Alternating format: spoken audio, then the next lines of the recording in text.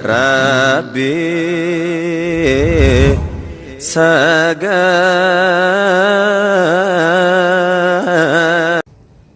በስመ አብ ወወልድ ወመንፈስ ቅዱስ አሐዱ አምላክ አሜን።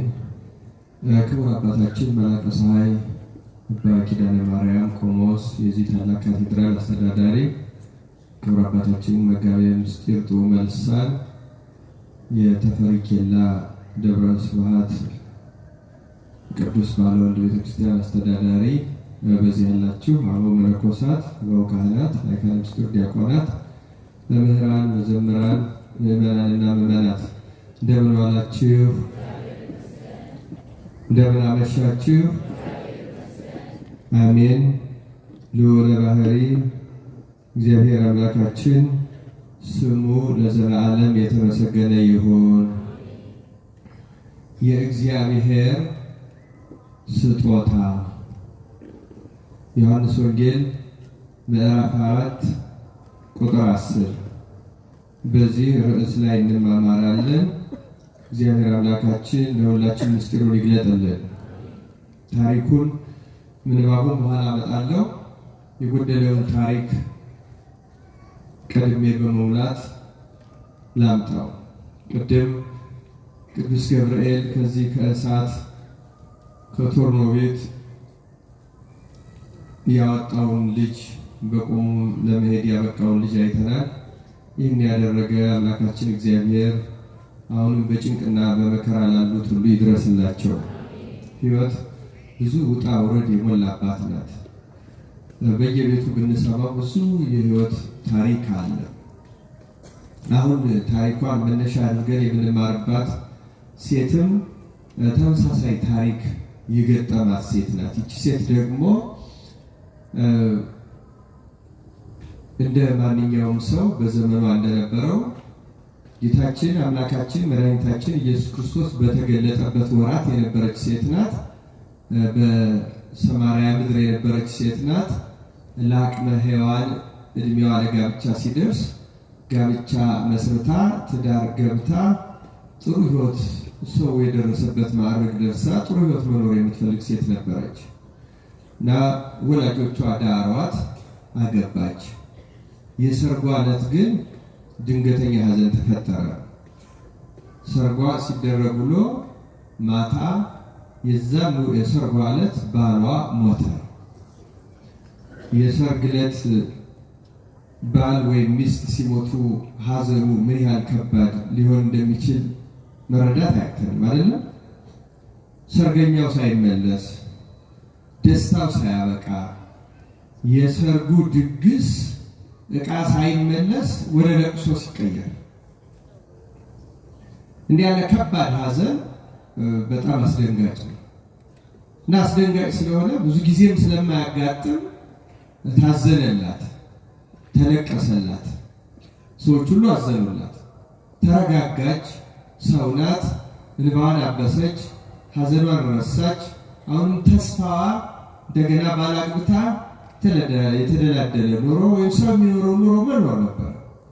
ስለዚህ ስርዓቱን ጠብቃ አገባች። እንደገና ስርዓቱን ጠብቃ ማለት በመጽሐፍ ቅዱስ ሕግ የሚኖሩ ሰዎች ሐዘን በገጠማቸው ጊዜ ወንድ ሚስቱ ብትሞትበት ሴት ባሏ ቢሞትባት አያደርገውና እንዲሁ በዘፈቀደ ደግሞ ማግባት ቢፈልጉ በዘፈቀደ አያገቡ።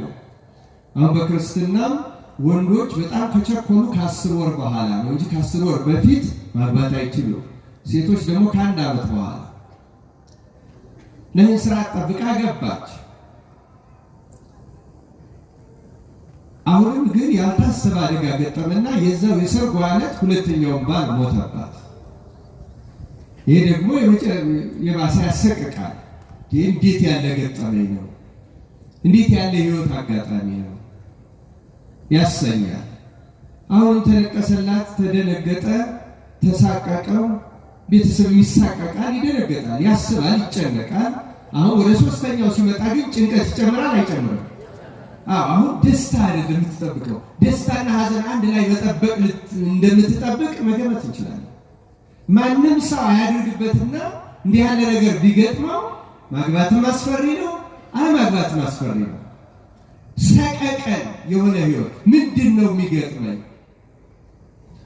እንኳን ሁለት የገጠመው አንድ የገጠመው ይጨነቃል፣ ይረበሻል። ግን ደግሞ ሰው ናት። በዚሁ በትዳር ህይወት የመኖር ፍላጎት አላት። ሰው የደረሰበት የህይወት ዘርፍ ላይ ወይም ደረጃ ላይ መድረስ ትፈልጋለች እና አገባች። ሶስተኛ በጣም የሚያሳዝነው በተመሳሳይ ሁኔታ ሶስተኛው ሞተባት። አሁን አንድ መሰረታዊ ችግር እንዳለ መገመት ይቻላል። ይህች ሴት በዘመኑ ወደ ነበሩ ጠቢባን ባለመድኃኒቶች ሄደች። ምንድነው ችግሬ? 3 ጊዜ ባገባሁበት ዕለት ባሎቼ የሚሞቱት ለምንድን ነው ብላ ወደ ጠቢባን ሄደች እና ጠቢባኑ ችግሩ ይሄ ነው ይላሉ። የመሰላቸው የገባቸው መድኃኒት የሚሉትንም ደግሞ አደረጉላት። ትንሽ ተስፋ አደረገች። መድኃኒት አስደርጋ ወይም መፍትሄ አግኝታ መቼስ ሰው ተስፋ አይቆርጥምና ሐዘኑ መከራው ከባድ ቢሆንም እንደገና 4ኛ ጊዜ ባላገባች።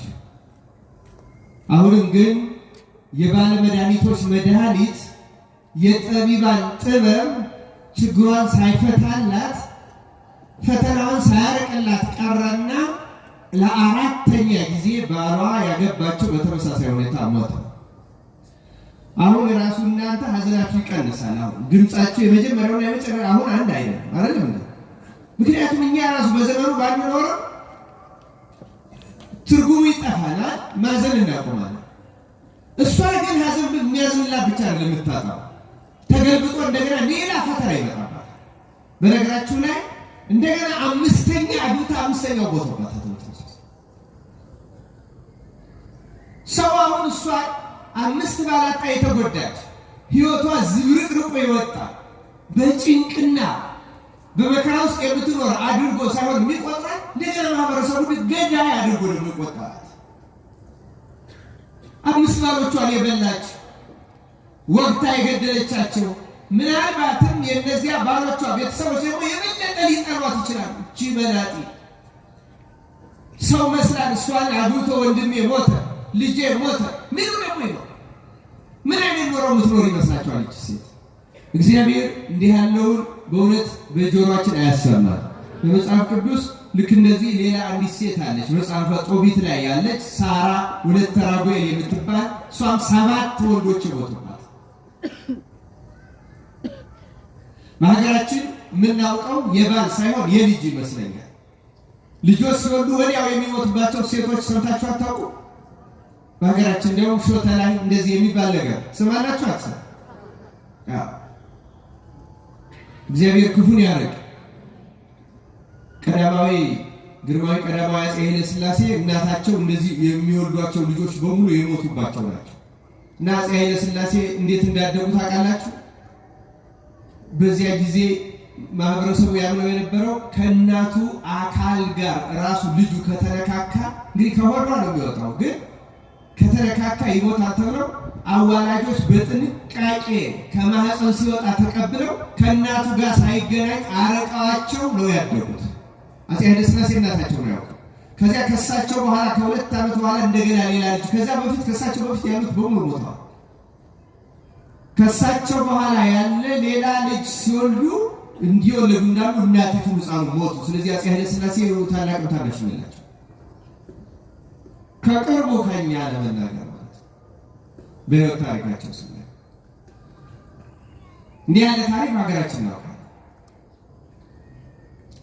እና ይህች ሴት እንደዚህ ያለ ከባድ ጭንቅ ፈተና ገጠማት። ስለዚህ ከሰው ራቀች። ሰው በሚገኝበት ቦታ አትገኝም። ምክንያቱም የሚያገኛት ሁሉ ይጠቋቆምባታል፣ ያሽሟጥጣታል፣ ይሰድባታል፣ ወይ ፈራታል፣ ወይ ይናገራታል። ፈተና ውስጥ ነው። የዛሬ 2000 ዓመት በፊት ምን አይነት የተመሰቃቀለ ህይወት ነው ትኖር? አሁን አንዳንዶቻችን ይህ ህይወት እኮ የፈተና ነው፣ እንደዚህ ገጥሞኝ ልንል እንችላለን። እንደዚህ ያለ ገጥሞ ሊሆን ይችላል አይመስለኝም። ምናልባት ከዚህ በላይ የሚገጥመው ደግሞ ሊኖር ይችላል። ግን ክርስቲያኖች አስተውሉ፣ ለሁሉ የራሱ መፍትሄ አለ እና የሚገርማችሁ ደግሞ ሌላ ፈተና አለባት። ፈተናው ምንድን ነው? አሁንም ባህል ያስፈልጋታል። እንዴት ትኖር? ማግባትም አይቻል ሆነ፣ ያለ ባል መኖር ከባድ ነው። ሲጨንቃት ከአንድ ሰው ጋር ተነጋገረችና ከአንድ ወንድ ጋር ግን በሰው ፊት በአዋጅ በሕግ ሳይጋቡ በድብቅ ሊገናኙ፣ እሱም ሚስቴ ናት ላይ እርሷም ባሌ ነው ላትል የድብቅ ስምምነት ተስማምተው ልትኖር ጀምራ ነበረ እና እንዲህ አድርጋ ግን ሰው እንዳያገኛ ስትል በዘመኑ ከሰው የሚያገናኛት በሙሉ በጥንቃቄ እየራቀች ስትኖር ውሃ እንዳሁኑ በቧንቧ ባልነበረበት ጊዜ የግድ እንደ ሀገራችን አሁን በአብዛኛው ገጠር እንዳለው ወደ ወንዝ ወይም ደግሞ እንደዚህ በረሃማ አካባቢ ሲሆን የጉድጓድ ውሃ ነው የሚቀዱት። የጉድጓድ ውሃ ሄደው ይቀዳሉ። ነብዘ ሰማርያ ቀድሞ አባታችን ያዕቆብ የቆፈራ ጉድጓድ ነበረች። እዛች ሄደው ነው የሚቀዱ ለረጅም ዘመን። በእስራኤል ባህል ልክ እንደ ኢትዮጵያ ባህል ውሃ የሚቀዳው በገጠር ጧትና ማታ ነው። በአብዛኛው ጧት ነው። እንዲያውም ወፍ ሳይጮህ ቀደም ብሎ ይቀዳል። በተለይ የጸበል ከሆነ ደግሞ ቀደም ምንም ወፍ ሳይጮህበት ያስገርማል። አሁን ዝም ብሎ ባህል ሊመስላችሁ ይችላል፣ ግን በጣም አስገራሚ ነው ይህ ባህል ራሱ። ክርስቲያኖች አሁን በሳይንስ ውሃ ሚሞሪ እንዳለው የአንጎላችን ራሱ የአእምሯችን 90% ውሃ እንደሆነ ይነገራል። እና ታውቃላችሁ የጃፓን ሳይንቲስቶች ምርምር አድርገው አንድ ብርጭቆ ውሃ በሁለት ብርጭቆ ውሃ አድርገው በአንዱ ብርጭቆ ውሃ ላይ ክፉ ነገር ተናገሩ። ብዙ ክፉ ነገር ተናገሩ። በአንደኛው ብርጭቆ ደግሞ መልካም ነገር፣ በጣም ቀና ነገር ተናገሩ እና ሁለቱንም ፍሪጅ ውስጥ አስገብተው አረጉት፣ በረዶ አደረጉት እና ያ ክፉ ቃል የተናገሩ ውሃ በረዶ ስንጥቅጥቅጥቅጥቅ ያለ ሲሆን ያኛው መልካም ቃል የተናገሩበት ደግሞ በጣም ምንም እንደዛኛው ያልተሰነጣጠቀ መልካም ቅርጽ ያለው ሆኖ ተገኘ እና ሳይንቲስቶቹ ውሃ ሚሞሪ ያለው አይምሮ አለው ይይዛል።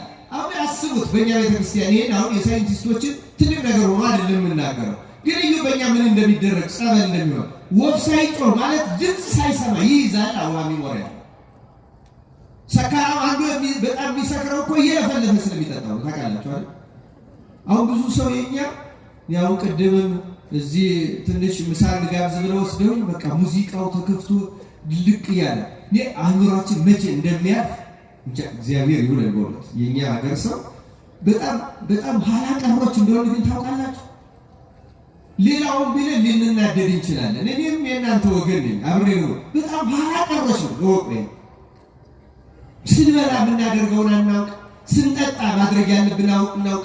የሆቴሉ ስርዓት የለው፣ ጩኸት ብቻ ሆነ። ሌሊት መተኛት አይቻል፣ ቀን ማሰብ አይቻል፣ ጩኸት ረብሻ። በዚህ ምን ሰው እንዴት ሆኖ ሰላም ይኖራል? አለማመዳችን ራሱ ተመስገን ነው። ልምዳችሁት ነው መሰል። እንዲያውም ሰው ሙዚቃ ጩኸት ከሌለ የማይስማማው ሰው ሳይኖር እግዚአብሔር ማስተዋል ያድላል። ከዚያም እርጋታ፣ ጸጥታ ሰውና በጣም አስፈላጊ። አሁን ያን ገበያው ስለለመድነው ቤተክርስቲያኑ ራሱ ሰው ስልኩን ይዞ ነው የሚያወራው። ይገርመኛል። መቅደስ ውስጥ ሳይቀር ሰው ያወራል። ቤተ መቅደስ ውስጥ ሳይቀር ሰው ያወራል። ካህናቱ መሪ ያወራል።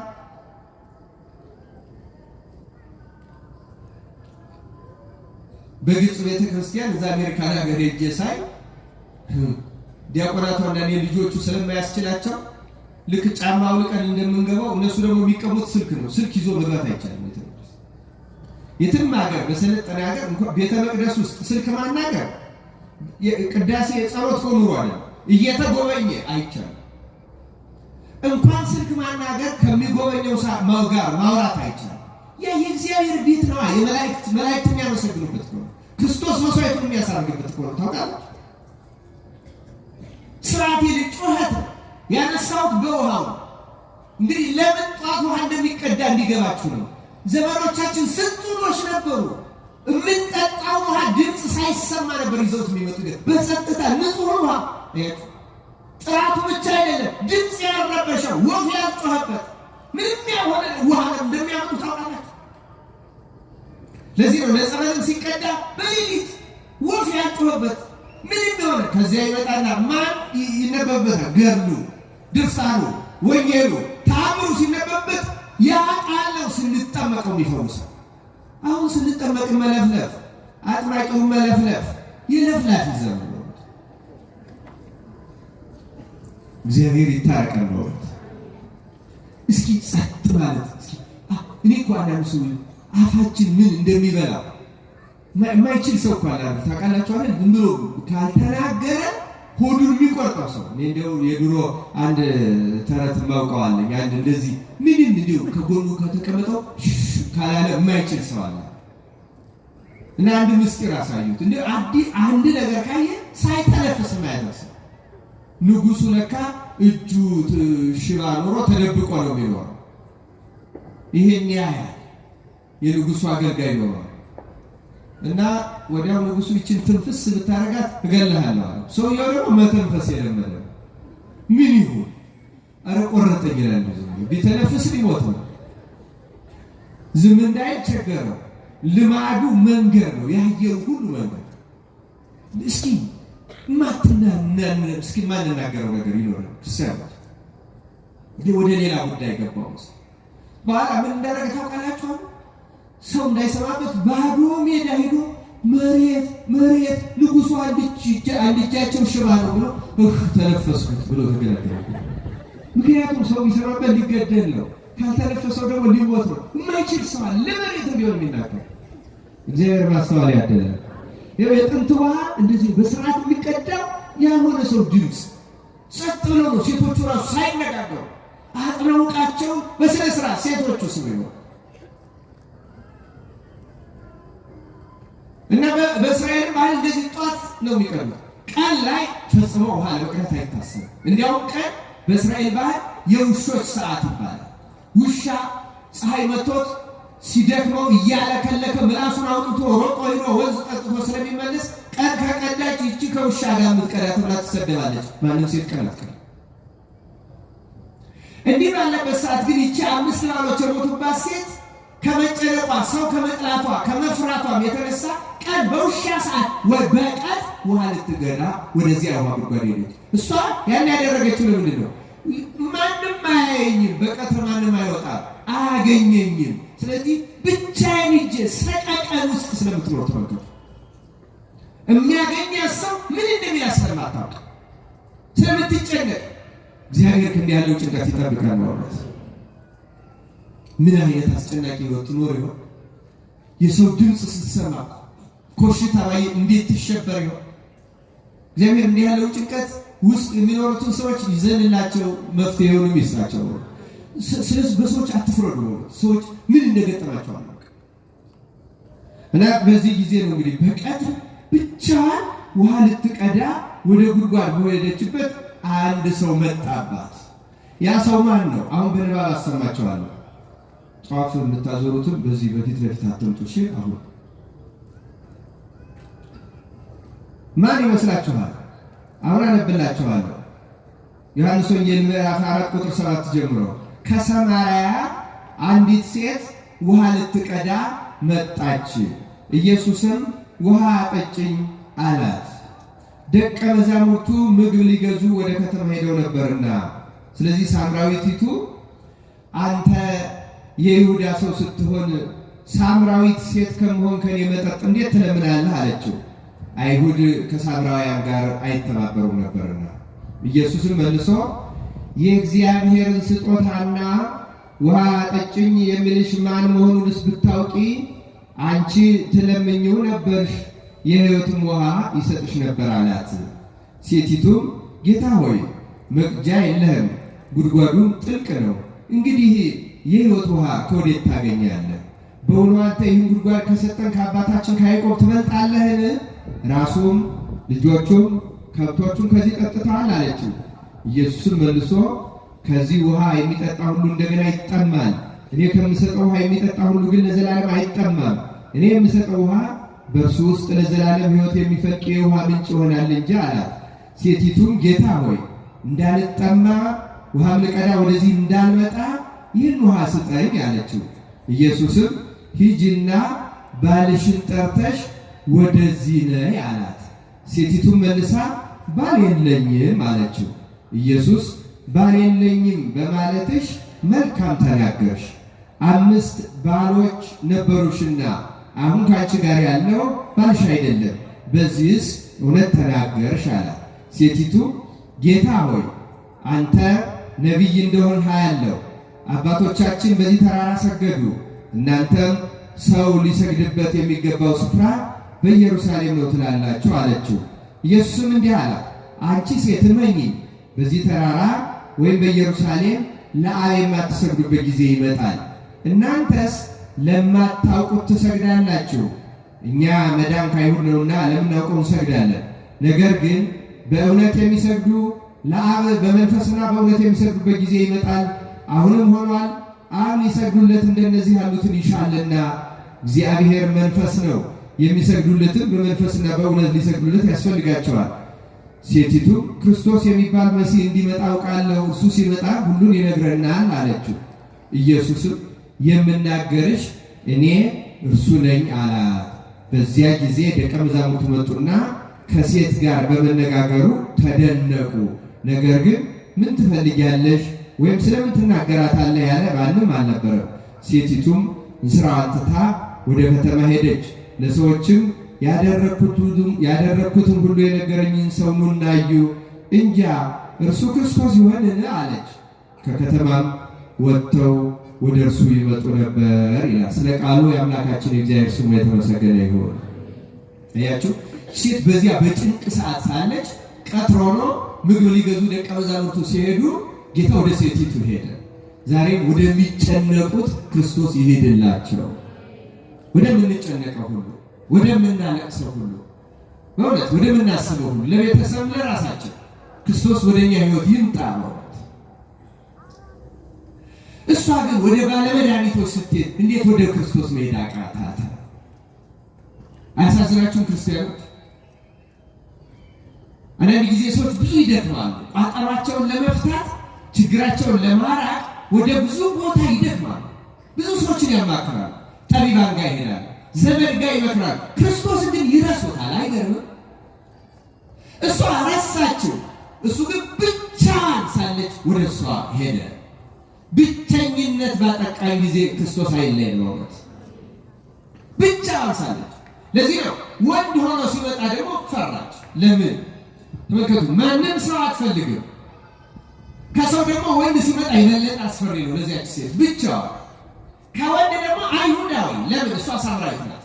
እንደሰማችሁ አንተ አይሁዳዊ ወንድ ስትሆን ሳምራዊት ሴት ከመሆን ከኔ ውሃ ልትጠጣ እንዴት ትጠይቃለህ? ለምን? አይሁድ ሳምራውያን ይንቋቸዋል፣ ይጸየፏቸዋል፣ ይጠሏቸዋል። ጥላቻቸው እንዲያውም ወሰን የለም።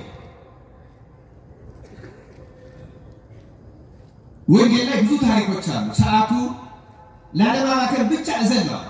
በጣም አይሁድ እና ሳምራውያን፣ በተለይ አይሁድ ሳምራውያን እጅግ ነው የሚጠሏቸው። ለምን? የሉቃስ ወንጌል ምዕራፍ 10 ላይ ስትመለከቱ ያ የደጉ ሳምራዊ ታሪክ ላይ እኮ ሕግ አዋቂው ለዚህ መንገድ ላይ ወድቆ ለተደበደበው በሞትና በሕይወት ለወደቀው ማን ነው በጎ ያደረገለት ሲባል ሳምራዊው ነው ለማለት አልፈለገም። ምንድን ነው ብሎ የመለሰው? አንድ ሌዋዊ አንድ ካህን ወረደ፣ አይቶት ገለል ብሎ አለፈ። አንድ ካህን ወረደ፣ አንድ ሌዋዊ ወረደ፣ አይቶት ገለል ብሎ አለፈ። አንድ ሳምራዊ ግን ሲሄድ አይቶት መጣና አዘነለት። ዘይትና ወይን አድርጎ ቁስሎቹን አሰረለት። በገዛ አህያው ተሸክሞ ወደ እንግዶች ማረፊያ ወሰደው። በዚያም ጠበቀው። በማግስቱም 2 ዲናር አውጥቶ ይህን ሰው አድንልኝ ብሎ ለእንግዶች ማደሪያ ሰጠው። ከዚህ በላይ የምትከስረው ቢኖር እኔ ስመለስ እከፍልሃለሁ ብሎት ሄደ። ከእነዚህ ከሶስቱ ለዚህ በመንገድ ላይ ወድቆ በወንበዴዎች ለተደበደበው ሰው ባልንጀራ ማንኛው ይመስልሃል ሲባል አይሁዳዊው ሕግ አዋቂው የመለሰው መልስ ይሄ ቸርነት ምሕረት ያደረገለት ብሎ ነበር መለሰው። ለምንድን ነው እንደዛ ብሎ የመለሰው? ሳምራዊ ሌላው ቃል ለመጥራት እንኳን ስለተጸየፈ እንደኛ ዘመን ሰው ስሙን ቄስ ይጥራውና እንላለን አንል ሌላ ሞቶ ለነፍሰ ገብርከ ገብረ ማርያም እየተባለ ይጥራውና ይሙት ለማለት ነው። አሁን በእኛ በኢትዮጵያ አማራው ኦሮሞ አማራው ትግሬው ኦሮሞ ትግሬው አማራው ትግሬው ጉራጌው ወላይታው ሁሉ ለመጥራት እኮ ተጸይፈናል። እግዚአብሔር በቸርነቱ ሁላችን ይፈውሳል። አይሁድ እንዴት ሳምራውያንን እንደሚጠራ ሳምራዊ የሚለው ቃል እስካለ መጥራት ድረስ ይጠሯቸው ነበር። እዚህ ሉቃስ ወንጌል ምዕራፍ 9 ላይ ደግሞ ሌላ ታሪክ አለ። ጌታ ወደ ይሁዳ ወደ ገሊላ ከገሊላ ወደ ይሁዳ ሲወጣ ወደ ሳምራውያን መንደር ደረሱና መሸባቸው። ሊያድር የሚያሳድረኝስ ቤት ፈልጋቸው አምጡ ብሎ ሁለቱን ደቀ መዛሙርት ያዕቆብና ዮሐንስን ላካቸው። ያዕቆብና ዮሐንስ ሄደው መምህራችን ክርስቶስ የሚያድርበት እባካችሁ መምህራችን እንግድነት ተቀበሉ ሲላቸው አይሁዳዊ ነው ብለው ክርስቶስን አይሁዳዊ ነው ብለው አንቀበልም። ማንን አልኳችሁ? ማንን አንቀበልም ያሉ ክርስቶስን አይሁዳዊ ነው። ዛሬም እኮ ቢመጣ እንደዛ ማለት ነው። አሁን ዛሬ እኮ በኢትዮጵያ ቤተክርስቲያን የተፈጸመው ይሄ አማራ አልቀበለው፣ ትግሬ ነው አልቀበለው፣ ኦሮሞ አልቀበለው ምንለው ካህን አገልጋይ አለ። ይኸው ቅርባችሁ ነው። እዚህ ሻሸመኔ ያያችሁ ታውቃላችሁ አይደል? ክርስቶስ ከዚህ በሽታ ይፈውሰን፣ ነቅሎ ይጣልልን። ትላንት አስተምሬያለሁ፣ ግን ይኸው በጌታ ላይ ሁሉ ደርሷል። ክርስቲያኖች ላስታውሳችሁ፣ ጌታ ይሄ እንደሚደረግበት እምቢ ብለው እንደሚከለክሏቸው ያውቃል አያውቅም? ያውቃል። አስቀድሞ ሁሉ ከእሱ የተሰወረ ነው። ያዕቆብና ዮሐንስ ጌታን በዘር ምክንያት አንቀበለውም ያሉት ሳምራውያን አናዳዋቸው ወደ ጌታ መጡና ምን አሉ መሰላችሁ? ጌታ ሆይ የዚህ አካባቢ ሰዎች ድሮም ክፉ ናቸው። እኛ እንደምንለው እኮ የዚህ ሀገር ሰው እኮ ክፉ ነው፣ የዚህ ሀገር ሰው እንላለን። ክፉ ናቸው። ኤልያስም ከሰማይ እሳት አውርዶ አስፈልቷቸዋል በአክዓብና ኤልዛቤል ዘመን። ስለዚህ እኛም አሉ ከሰማይ እሳት ወርዶ እንዲበላቸው እንዘዝን አሉት ያዕቆብና ዮሐንስ። ጌታ ተው፣ እናንተ የተዘጋጀላችሁት መንፈስ አታውቁ። ይሄ የክርስትና መመሪያ። ጌታ ለምን ላካቸው ታዲያ? ጌታ ማይላካቸው እውነተኛ ዓለም ይነው ወቁት። በዘራችሁ የሚያሳድዳችሁ ምንም ጻድቅ ብትሆኑ እውነተኞች ብትሆኑ እኔን ካልተቀበሉ እናንተን ማለት ላይ ተፈለገ እኮ ጌታ ሁሉን አዋቂ ስለሆነ በጸሎት ሐሙስ ዕለት ፋሲካውን በላ ዘንድ አዘጋጁልኝ፣ ማድጋ የተሸከመ ሰው ታገኛላችሁ፣ እሱን ተከተሉት፣ ጠይቁት፣ እሱ ቤት ግቡ አዘጋጁ እንዳላቸው ምልክት ነግሮ በላይ ነበር። አይችልም ነበር? መልሱ ይችላል አይችልም? ለምን አላደረገውም? እንዲያውቁት፣ እንዲማሩ፣ እንዲሰለጥኑ። ዓለም በጥላቻ የተመላ ዛሬም አሁን እዚህ ውስጥ ሆነ እኮ መጠላው ሰው አለ። በዚህ በኩል አልቀመጥም እገሌ ትታየኛለች የሚል ሰው አለ። በዚያ በኩል አልቆምም እገሌ ይታየኛል የሚል ሰው። እግዚአብሔር ከፈውሰን ነው። አስተውሉ ክርስቲያኖች፣ እና የአይሁድና የሳምራውያን ጥላቻ ነው ያሳያችሁ። የአይሁድም እንደዚህ ሳምራውያንን ይጠላሉ። ሳምራዊ የሚለው ቃል እስካለመጥራት ሳምራውያን አይሁድን ጌታ ክርስቶስ እስካለመቀበል ድረስ ይጠሏቸዋል። ስለዚህ ሴቲቱ ምንድነው? ሳምራዊ። ጌታ ምንድነው? እንደነሱ አጠራር አይሁዳዊ። ለዚህ ነው አንተ አይሁዳዊ ወንድ ስትሆን ሳምራዊት ሴት ከመሆን ከኔ መጠጥ እንዴት ትለምናለህ ያለች። ማን መሆኑን ብታውቅ እንድትል ትችላለች። ለዚህ ነው ጌታ ምን አላት? ውሃ አጠጭሽ የሚልሽ ውሃ አጠጭኝ የሚልሽ ማን መሆኑን ብታውቂ፣ ውሃ አጠጭኝ የሚልሽና የእግዚአብሔርን ስጦታ ብታውቂ አላት ጌታ። ማን መሆኑን ብታውቂ፣ ደግሞ የእግዚአብሔርን ስጦታ ብታውቂ አንቺ የሕይወትን ውሃ ትለምኚው ነበርሽ፣ እንዲህ ብለሽ ልትጠይቂ አትደፍሪም ነበር አለ። አሁንም እሷ ለእሷ ጌታ ማን ነው ብለናቸዋል። አይሁዳዊ ወንድ ነው አይደል? ተከታተሉ። ለሴቲቱ ጌታ ማን ነው? አይሁዳዊ ወንድ ነው። ለስም አጠራሩ ክብር ምስጋና ይገባል። ለእሷ በዚያች ቅጽበት ትለምኚው ነበርሽ፣ የሕይወቱን ውሃ ይሰጥሽ ነበር ሲላት ብዙዎቻችን የሚገጥመናል። የምንማረው ትምህርት ያው ተፈጥሯዊ ነው። የምንረዳው እኛ ሕሊና ውስጥ ባለ በቀደመ ዕውቀት ስለሆነ እንደ ቃሉ እንደተፈለገው ዓላማ ላንሰማው ላንረዳው እንችላለን። ነጭ ሴትም ውሃ ነው፣ ምን አይነት የሕይወት ውሃ ነው አለችና እንዲህ አንተ ይህን ጉድጓድ ከሰጠን ከአባታችን ከያዕቆብ ትበልጣለህን? እርሱ ከብቶቹም ሚስቶቹም ልጆቹም ጠጥተዋል፣ አሁን የሉ ሞተዋል። ይሄን ለዛው ከዚህ እንኳን ልስጥሽ ብትል ጉድጓዱ ጥልቅ ነው። አንተ የምትሰጠኝ ውሃ ምን አይነት ውሃ ነው አለች። ጌታ መለሰላት፣ ከዚህ ውሃ የሚጠጡ ሁሉ እንደገና ይጠጡ ዘንድ ይጠማሉ። እኔ ከምሰጠው ውሃ የሚጠጡ ግን እንደገና ይጠጡ ዘንድ አይጠሙም አላት። ውይ እንደዚህ የሚገላግሉ አለ አለች። እቺ ሴት አንድ የጠጥታ ቁጭ ልትል ውሃ መቅዳት ነው በቀትር ያስመጣት። ስለዚህ ምን አለች ሴቲቱ? ጌታ ሆይ እንዳልጠማ አለች፣ ውሃ ልቀዳ ዳግመኛ ወደዚህ ጉድጓድ እንዳልመጣ እዚሁ ቤቷን ዘግታ ቁጭ ልትል ነው ገብቼ የሚለው እባክህ ይሄን ውሃ ስጠኝ አለች። አነጋገሯ ያሳዝናል፣ ከችግሯ የተነሳ ግን ደግሞ መንፈሱ ትክክል አይደለም። ምንድነው መንፈሱ? አንዳንድ ጊዜ ችግር ውስጥ ያለን ሰዎች የምንፈልገው መፍትሄ የራሱ ቅጽበታዊና ምትሃታዊ ልክ ማጂክ የመሰለ እንደዚህ አይነት ሰዎች አለ። በነገራችን ላይ የሆነ ገዳም ሄደን የሆነ ነገር ተደርጎ አንድ ጊዜ ዳን ማለት ምን ፈልግ አላችሁ የለም? ማጂክ ነው ይሄ።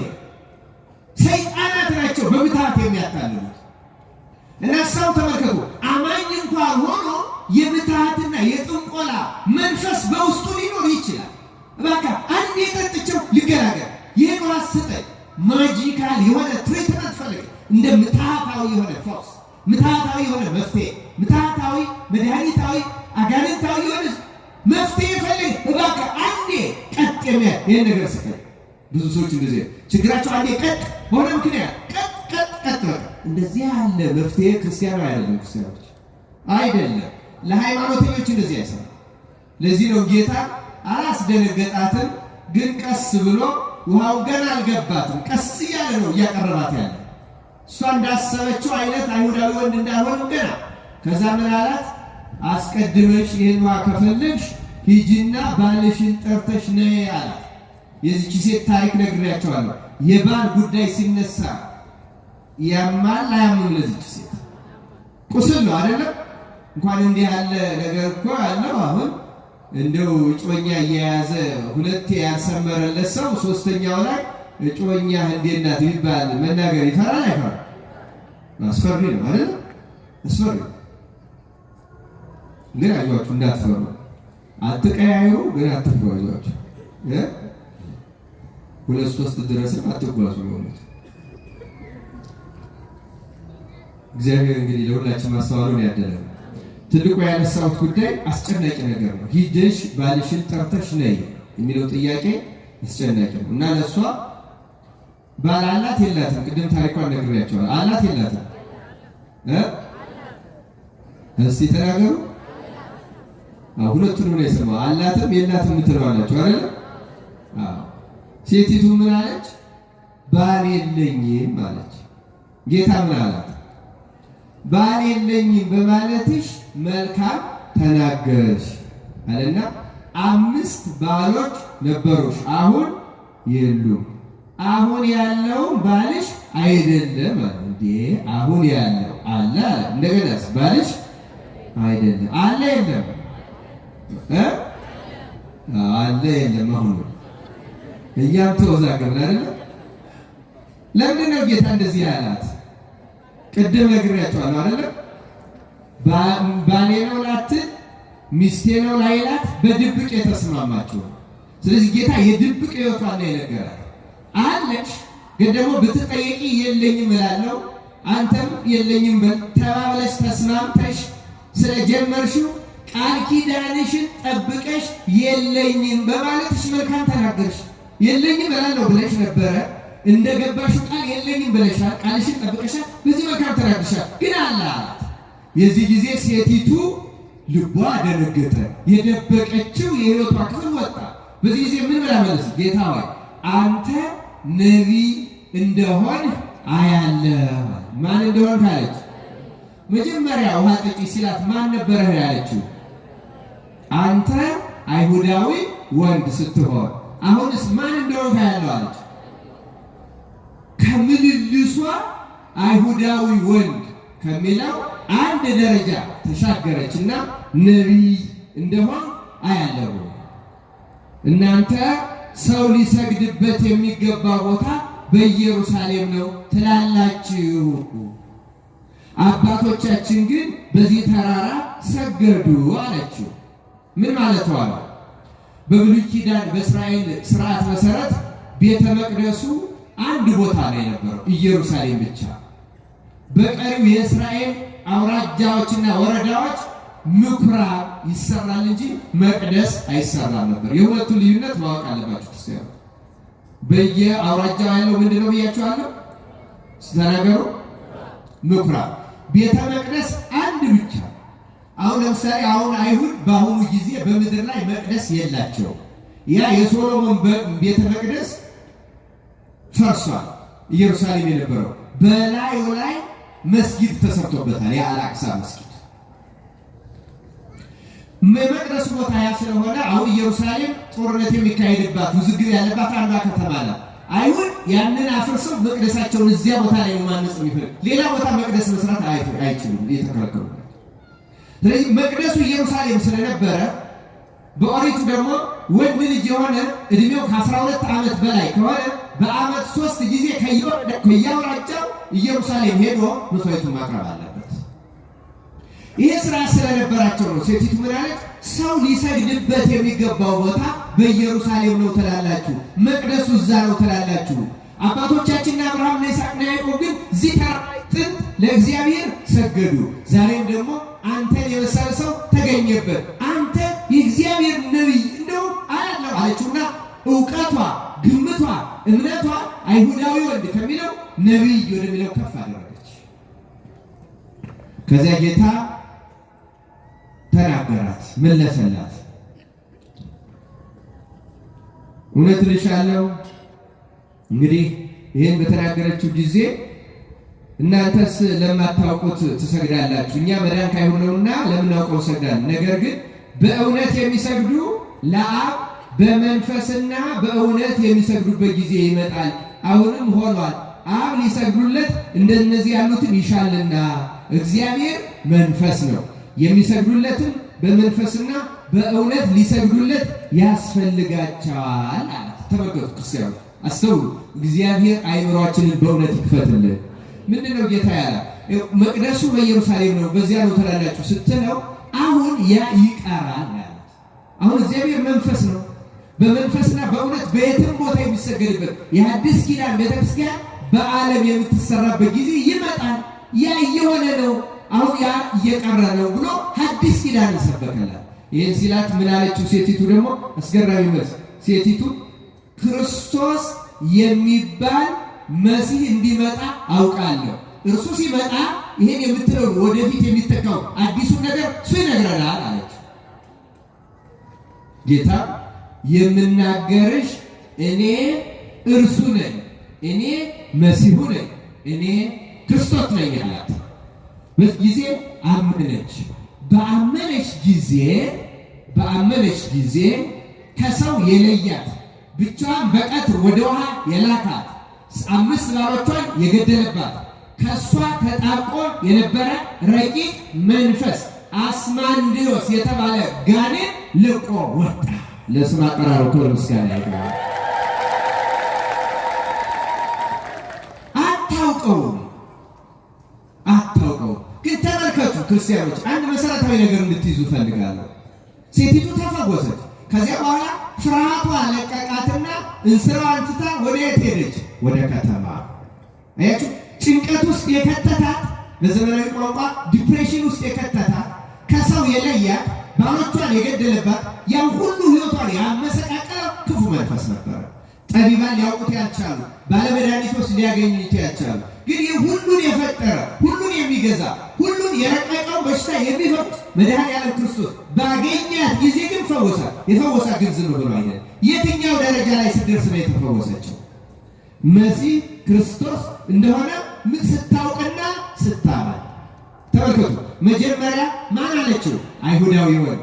ሁለተኛ ማን እንደሆነ ታያለህ አለችው። ተናገሩ፣ ነቢይ። አሁን ሶስተኛው የትኛው ደረጃ ደረሰች? መሲህ ክርስቶስ። አያችሁ፣ ሰዎች የሚፈወሱ እውነተኛው እውቀትና እምነት ላይ ሲደርሱ ይፈወሳል። ለምንድን ነው እውቀትን የጨመርከው ልትሉ ትችላላችሁ። ምክንያቱም በወንጌል በእምነትህ ተፈወስክ ነው የሚለው። እንደ እምነትህ ይሁንልህ አይደለም ያላቸው ነው አይደለም። ሰይጣን ሲያስስተን ብዙ ቅዱሳን ሊቃውንት እንደሚናገሩት መጀመሪያ የሚሰጠን የተሳሳተ እውቀት ነው። ለዛ እኮ ነው ሴቲቱ የተሳሳተ እውቀት ነበረ። እውቀቷ ምንድን ነው? አይሁዳዊ ወንድ ስትሆን አይተራ አይሁዳዊ ወንድ ነበር እንደ ጌታ ነበረው አይደለም። ሰይጣን እንዴት እንደሚያስተልዩ ለእኛ የሚመስለን ለአይምሯችን የሚስማማ ለእውቀታችን የሚስማማ ለልምዳችን የሚስማማ ትክክል የሚመስል ነገር ግን ስህተት የሆነ እውቀት ያስይዛል። አሻሻለችው ነቢይ እንደሆነ አላ አሁንም ገና ከነቢያት አንዱ አይደለም ጌታ። ልክ እንደ ማንኛውም ነቢይም አልነበረ። ለዚህ ነው ጌታ አስተውሉ አሁንም አልፈወሳትም። አይሁዳዊ ወንድ ስትለው አልፎ እንግዲህ የተመከሩ የህይወትን ውሃ ያቺ ሴት 5 ባል ያገባችው ምን ፈልጋ ነው ብለናል። ህይወት ነው አይደል የፈለገችው? ነው አይደለም? ህይወት ነው የፈለገችው፣ ኑሮ ነው የፈለገችው። ህይወትን ተቀብጣለች፣ ህይወትን መርካት ግን አልቻለች።